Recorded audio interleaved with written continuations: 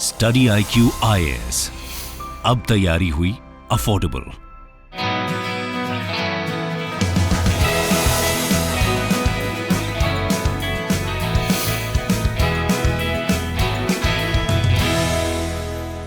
खाली समय में क्या करती थी दिव्या? मैं खाली समय में सोती थी। Medium doesn't matter, Hindi medium से हैं उनको इंग्लिश से दूर नहीं भागना चाहिए।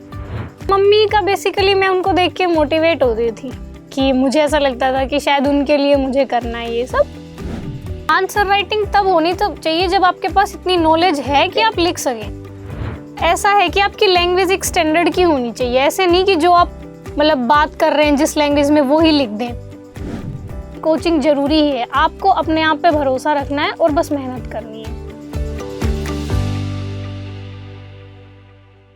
सफर में धूप तो होगी, जो चल सको तो चलो। सभी हैं भीड़ में, तुम भी निकल सको तो चलो। किसी के वास्ते राहें कहाँ बदलती हैं, तुम अपने आप को खुद ही बदल सको तो चलो। सफर में धूप तो होगी। निदा फाजली साहब की ये पंक्तियां बहुत सटीक बैठती हैं नो योर टॉपर की इस सीरीज में आज की हमारी गेस्ट पर। नमस्कार दोस्तों, मेरा नाम राघवेंद्र शर्मा है और 2021 में हुई सिविल सेवा परीक्षा में मैंने 340वीं रैंक प्राप्त की है और मुझे इंडियन पुलिस सर्विस यानी IPS अलॉट हुआ है। नो योर टॉपर सीरीज में आज हमारी जो गेस्ट है, मुझे लगता है उनको किसी इंट्रोडक्शन की ज़रूरत नहीं है, but she is Divya Tanwar और हिंदी मीडियम से टॉपर हैं। थैंक यू दिव्या आने के लिए। ऑल्दो मैंने जैसे कहा कि आपको किसी इंट्रोडक्शन की ज़रूरत नहीं है, बट फिर भी मैं चाहूँगा कि आप एक बार शॉर्ट में अपने बारे में थोड़ा बताइए। मेरा नाम दिव्या तंवर है।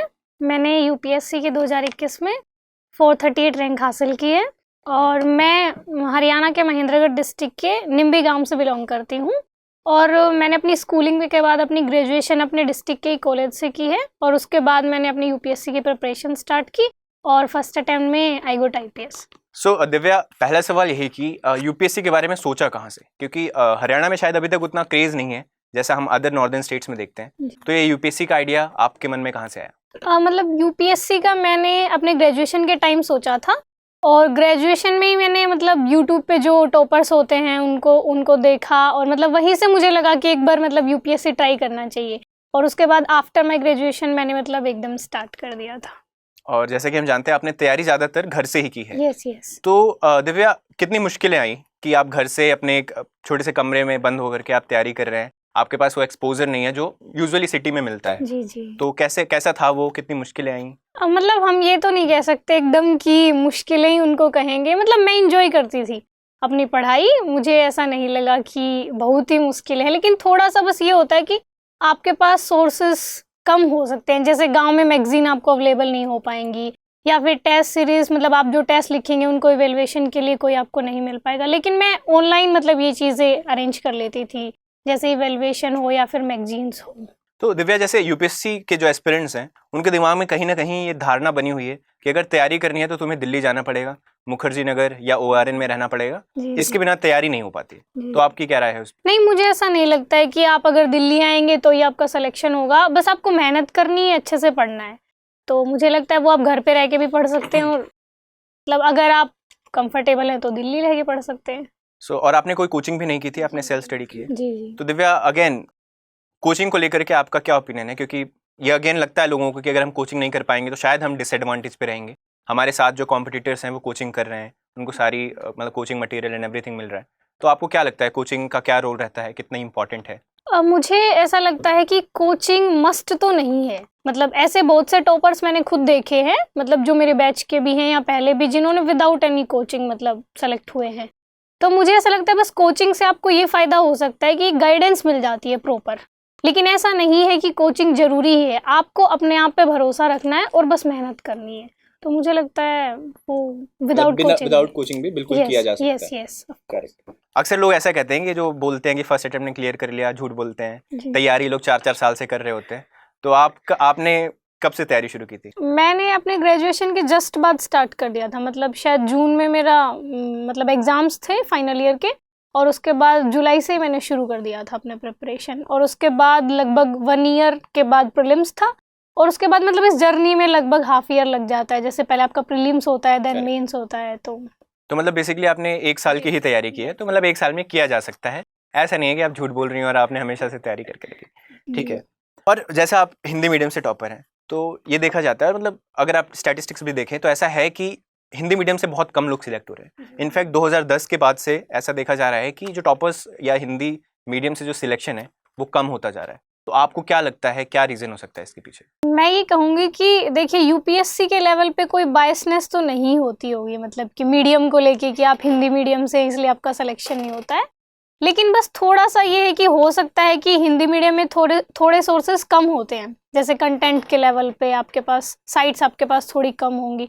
तो उसके लिए हम ये कर सकते हैं कि हिंदी मीडियम वाले थोड़ा एक्स्ट्रा एफर्ट कर सकते हैं, मतलब जहाँ हमको अच्छे सोर्सेज इंग्लिश मीडियम में मिल रहे हैं वो हम फॉलो कर सकते हैं। मतलब तो सिलेक्शन कम होने की वजह शायद हो सकता है कि हमारी मेहनत में कमी रही हो। करेक्ट। लेकिन यूपीएससी के लेवल पे ऐसी बायसनेस तो मुझे नहीं लगती। मतलब सिर्फ मीडियम आप सिलेक्शन ना होने का कारण नहीं है। बिल्कुल, अगर आप पूरी मेहनत करेंगे तो, और इस बार तो बहुत अच्छी रैंक भी आई है हिंदी मीडियम से, सिलेक्शंस भी हुए हैं। मतलब वही बात कि ऐसा भी देखा जाता है, मैं इनफैक्ट कुछ लोगों को जानता हूँ जो हिंदी मीडियम से हैं, जी। बट वो कहीं ना कहीं उनका सिलेक्शन नहीं होता है, और वो उनको हमेशा ये लगता है कि ये मीडियम की वजह से नहीं हो रहा है। तो उनको सबसे बड़ा ये लगता है कि हम हिंदी से इंग्लिश चेंज कर ले।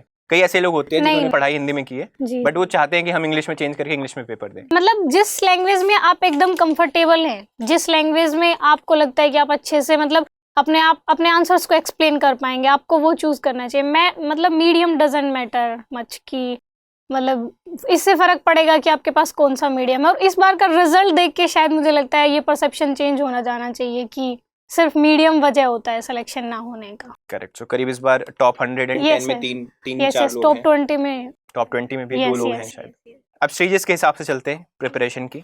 जैसे पहला स्टेज प्रीलिम्स का होता है, तो प्रीलिम्स में भी अगर हम हिंदी मीडियम स्पेसिफिक बात करें तो एक सीसेट जो होता है जी। वो बहुत बड़ा एक हेडेक होता है हिंदी मीडियम वालों के लिए। जी। और हमने देखा कि जब सीसेट आया था तो काफ़ी प्रोटेस्ट भी हुए थे।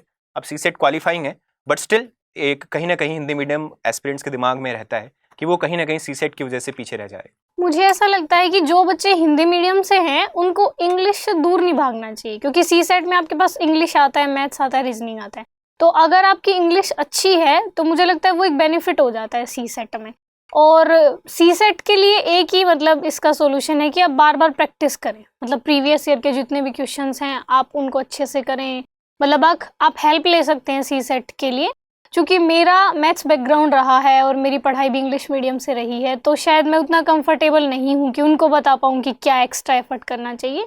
लेकिन मुझे यही लगता है आप प्रीवियस ईयर क्वेश्चन देखिए, अच्छे से कुछ हेल्प ले लीजिए, बार बार अगर आप प्रैक्टिस करेंगे तो उसी सेट हो जाएगा। तो बेसिकली मतलब ऐसा है कि आपको हिंदी मीडियम से हैं फिर भी आपको इंग्लिश से भागना नहीं है। जी बिल्कुल। आपको इंग्लिश में जहाँ पे रिसोर्सेज मिल रहे हैं उसको इंग्लिश में पढ़ने की कोशिश कीजिए और सीसेट की प्रैक्टिस करनी चाहिए। और एक और चीज़ मैंने देखी कई बार कि हिंदी मीडियम में जो इंग्लिश का ट्रांसलेशन होता है वो कई बार थोड़ा अटपटा हो जाता है। ऐसा कभी हुआ है? बिल्कुल होता है थोड़ा सा, वो यूपीएससी में भी 1-2 क्वेश्चंस में होता है। लेकिन मैंने वही बोला ना, अगर आपकी इंग्लिश अच्छी है तो आप एक बार इंग्लिश वाला भी रीड कर लेंगे। जैसे एस्से में हम पढ़ते हैं तो हिंदी तो पढ़ते हैं, साथ साथ इंग्लिश भी पढ़ लेते हैं ताकि वो अच्छे से समझ में आ जाए कि पूछना क्या चाह रहा है। तो लेकिन इस मतलब अब तो यूपीएससी भी इस चीज़ को मानने लगी और ट्रांसलेशन इस बार तो ठीक था, मतलब ऐसी कोई दिक्कत नहीं आई।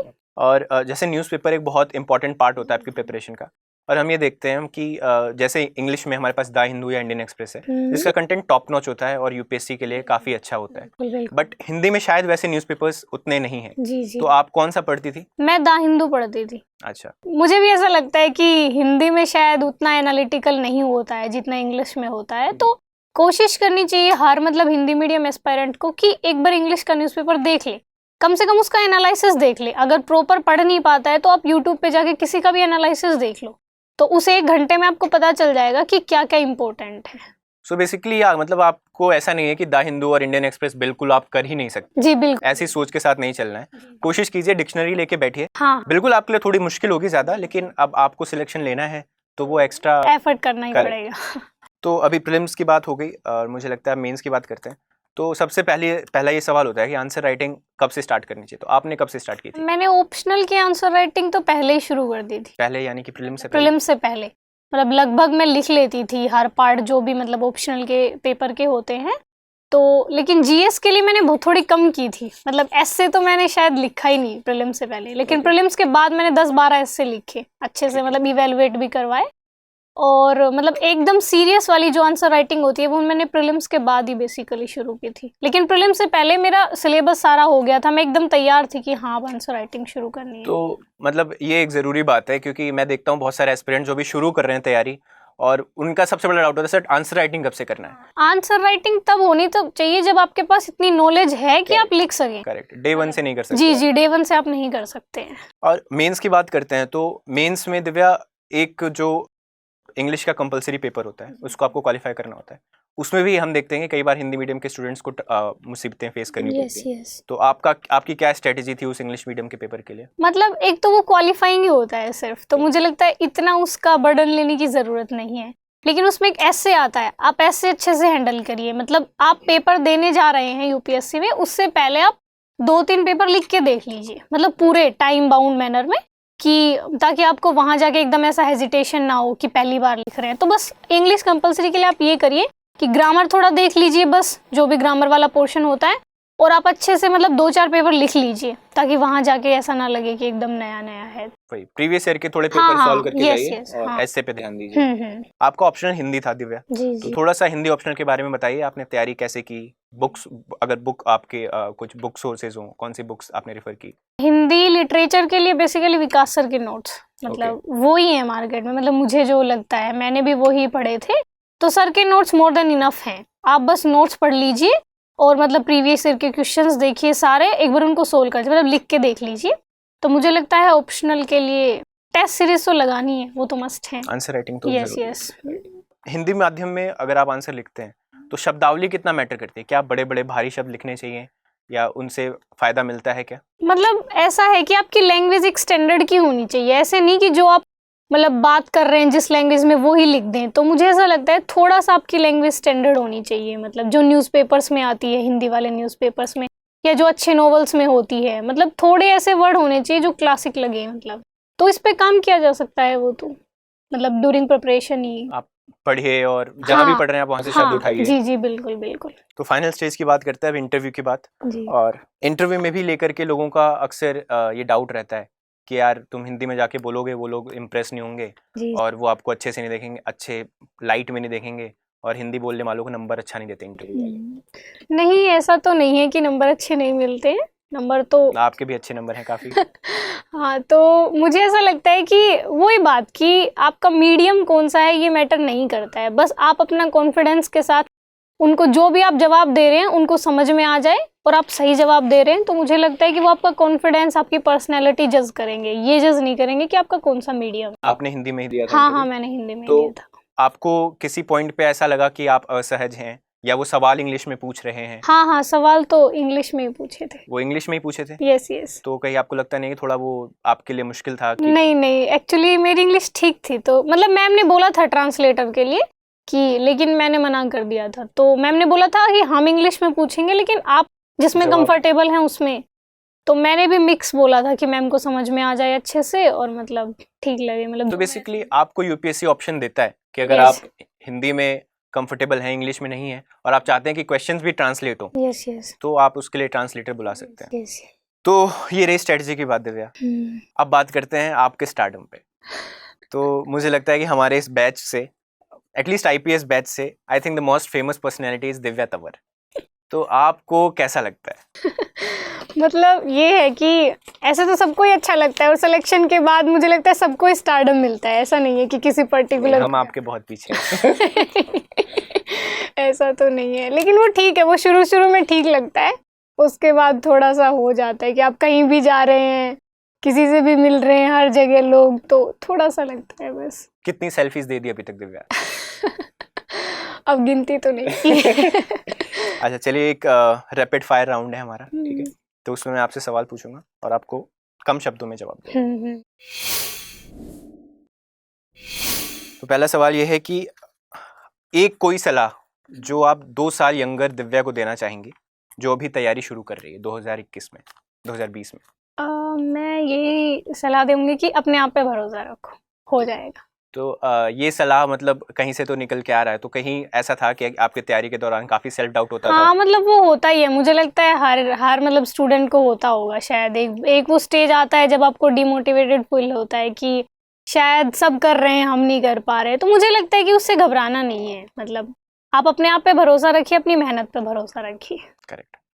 सो हार्ड वर्क और smart work? Mixture. Okay, smart answer. अगर दिव्या तंवर की लाइफ पे एक मूवी बनती है तो आप क्या चाहेंगे? नहीं, कौन सी एक्ट्रेस? ऐसा तो नहीं होगा। मतलब चलिए, आप अगर बनती है तो आप किस एक्ट्रेस को चाहेंगी कि वो आपका रोल प्ले करे? रश्मिका मंदाना। अरे वाह, क्या बात है, मैं जरूर देखूंगा। और अगर आप समय में वापस जा सके तो कोई एक ऐसी चीज अपनी प्रिपरेशन में जो आप बदलना चाहेंगी? मतलब इसके लिए मुझे लगता है कि शायद थोड़ा और मेहनत, थोड़ा सोने का टाइम कम करके और थोड़ा और मेहनत। तो दिव्या तंवर ज्यादा सोती हैं? यस। ठीक है। कोई 3 हैबिट्स जो आपको लगता है एक या हर एक यूपीएससी एस्पिरेंट में जरूर होनी चाहिए? 3 हैबिट्स। कंसिस्टेंसी, कि आप रेगुलर पढ़ रहे हैं, और हार्ड वर्क और ऑनेस्टी। ठीक है, तो ये था हमारा रैपिड फायर राउंड। अभी सवालों का सिलसिला जारी रखते हुए एक सवाल जो मुझे लगता है हर आपके चाहने वाले और आपके जो एस्पिरेंट्स जो आपको एडमायर यू जानना चाहेंगे कि दिव्या तंवर ने पढ़ाई अच्छी ही सिलेक्शन ले लिया, बहुत बढ़िया, पर खाली समय में क्या करती थी दिव्या? मैं खाली समय में सोती थी। अच्छा, सोना मतलब आपकी हॉबी है? Yes yes. ठीक है। और ब्रेक्स कितने ऑफन लेते थे पढ़ाई में, अगर दिन में आप पढ़ाई कर रहे हो? जैसे आप 2 घंटे पढ़ रहे हैं तो उसके बाद आप 10 मिनट का ब्रेक ले सकते हैं, कुछ कॉमेडी देख सकते हैं। मैं कॉमेडी नाइट्स देखती थी। अच्छा, yes comedy nights with Kapil. Yes yes. बीच में ब्रेक्स लेते रहना जरूरी है। बिल्कुल बिल्कुल। इस बारे में बात करेंगे दिव्या कि आप एक बहुत साधारण से परिवार से आते हैं। जी जी। आपके पिताजी का निधन 2011 में हुआ जी जी। और उसके बाद आपकी माताजी ने ही आपको पाला है बेसिकली, और आपकी तैयारी में। तो माताजी का क्या रोल रहा है, अगर आप थोड़ा बहुत उसके बारे में बताएंगे तो? मतलब मम्मी का बेसिकली मैं उनको देख के मोटिवेट होती थी कि मुझे ऐसा लगता था कि शायद उनके लिए मुझे करना है ये सब। तो बेसिकली बस मैं अपने मोटिवेशन के लिए, मुझे लगता है मम्मी एकमात्र थी कि मतलब मैं वहाँ से मोटिवेशन लेती थी, और उनका मतलब सहयोग तो रहा ही है। जैसे मैं पढ़ती थी तो मुझे घर का कुछ काम नहीं करना होता था, मुझे सिर्फ पढ़ना होता था। तो ये जो सहयोग, मतलब इमोशनल भी, और वो आपको वैसे भी सहयोग कर रही है कि मतलब आप पढ़ाई करिए सिर्फ, तो मुझे लगता है बहुत बड़ा फैक्टर है मेरी सफलता में। और दिव्या, जैसे आप बहुत एक हम्बल बैकग्राउंड से आती हैं, रिसोर्सेज की भी कमी थी। जी जी। राइट। बहुत सारे लोग जो आपके बैकग्राउंड से, आपके जैसे बैकग्राउंड से आते हैं, वो शायद दिल्ली नहीं जा सकते, कोचिंग नहीं ले सकते, है ना? तो उनके लिए आपका क्या मैसेज होगा कि आपने इन सारे इस बैकग्राउंड की वजह के बावजूद भी आपने फर्स्ट अटेम्प्ट में सिलेक्शन लिया है? मुझे बस यही लगता है कि देखिए, आप अपने पेरेंट्स को ये फील करवाइए कि आप उनके लिए कुछ बेहतर कर सकते हैं। तो रिसोर्सेज, मतलब मुझे ऐसा लगता है कि आप अगर अच्छे से पढ़ाई कर रहे हैं ऑनेस्टली, ईमानदारी से, तो सक्सेस आपको ज़रूर मिलेगी। तो इसलिए चाहे बैकग्राउंड कैसा भी हो, आप बस मेहनत करिए, अपने आप पे भरोसा रखिए। तैयारी के दौरान बहुत सारी डिस्ट्रैक्शंस होती हैं। जी जी। तो आप उन डिस्ट्रैक्शन से कैसे डील करती थी? मैं जब तैयारी कर रही थी उस टाइम मैं सोशल मीडिया से थोड़ा दूर थी, मतलब सिर्फ यूट्यूब चलाती थी मैं, और यूट्यूब में भी मतलब जो आपके लिए हेल्पफुल हैं, जो चीज़ें जो यूपीएससी के प्रिपरेशन में आपको हेल्प कर रही हैं, तो मैं वही सब देखती थी। तो मुझे लगता है सोशल मीडिया से अगर आप 1-1.5 साल दूर रहेंगे, मतलब इतना कि वो आपको पढ़ाई को डिस्टर्ब ना कर पाए, तो मुझे लगता है वो आपकी तैयारियों के लिए बेहतर होगा। और आपने यूट्यूब मेंशन किया, तो कुछ ऐसे हिंदी मीडियम के लिए स्पेसिफिक आप कोई यूट्यूब चैनल्स ऐसे हैं जिसने आपको मदद की, जो आप सजेस्ट करना चाहेंगी, जो हिंदी मीडियम के लिए हो? नहीं, ऐसे स्पेसिफिक तो नहीं कुछ, लेकिन जो आपको बेटर लगे, मतलब आप एक बार देख लीजिए। हिंदू एनालिसिस के लिए जो हिंदी में मतलब एनालाइज करवाते हैं, तो आप जिसका आपको बेटर लगे आप वो देख लीजिए। ठीक है दिव्या, और फाइनली मैं आपसे चाहूँगा कि आप जो भी एस्पिरेंट्स आपको देख रहे हैं उनको कोई मैसेज देना चाहें। मैं बस वही, जो अभी आपने पूछा कि कोई भी जो यूपीएससी में सेलेक्ट होना चाहता है उसके पास 3 स्ट्रेंथ तो होनी चाहिए, मतलब ऐसी क्वालिटीज़ कि आप लगातार अपनी पढ़ाई करें, ईमानदारी से अपनी पढ़ाई करें, अपने लिए ईमानदार रहें, अपने पेरेंट्स के लिए ईमानदार रहें, और दूसरा मुझे लगता है हार्ड वर्क। देखिए, मेहनत तो आपको करनी पड़ेगी, अगर आप मेहनत करेंगे तो सफलता आपको जरूर मिलेगी। Thank you Divya for coming here and talking to me. So no your topper series में आज हमारे साथ दिव्या तंवर थी, जिनसे हमने बातचीत की। ऐसे ही हम और भी टॉपर्स को लेकर के आएंगे और उनसे उनकी स्ट्रेटजी, उनकी लाइफ के बारे में बातचीत करेंगे। अगर आपके कुछ सजेशंस हैं कि किसी टॉपर को आप बुलाना चाहते हैं, या आप चाहते हैं कि मैं उनसे कुछ पर्टिकुलर सवाल पूछूं, तो आप मेरे Telegram channel Raghavendra IPS RAGHVENDRA IPS पे जा करके अपने सजेशंस डाल सकते हैं। Thank you for watching.